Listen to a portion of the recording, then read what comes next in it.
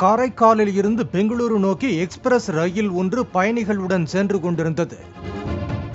அப்போது கடலூர் அடுத்த குள்ளஞ்சாவடி குறிஞ்சிப்பாடி இடையில் உள்ள தோப்புக்கொல்லை என்ற பகுதியில் ஆளில்லா ரயில்வே கிராசிங்கில் இளைஞர்கள் இருவர் மோட்டார் சைக்கிளில் கடந்துள்ளனர்.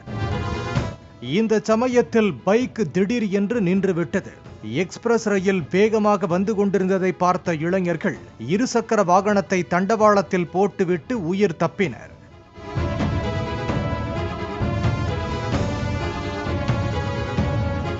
ரயில் மோதிய வேகத்தில் பைக் இன்ஜினுக்கு அடியில் சிக்கிக் கொண்டது. இதனால் ரயில் குலுங்கத் தொடங்கியது. தொடர்ந்து வேகத்தை படிப்படியாக குறைத்து ஓட்டுநர் ரயிலை நிறுத்தினார். பிறகு ரயிலுக்கு அடியில் சிக்கிக் கொண்ட மோட்டார் சைக்கிளை கயிறு கட்டி மீட்டனர்.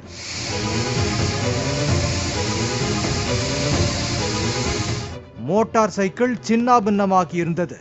தகவல் அறிந்த ரயில்வே போலீசார் உடனடியாக சம்பவ இடத்திற்கு சென்றனர். விபத்துக்கு காரணமான 2 வாலிபர்களை போலீசார் தீவிரமாக தேடி வருகின்றனர். விபத்தை அடுத்து சுமார் 1 மணி நேரம் தாமதமாக அந்த ரயில் புறப்பட்டு சென்றது.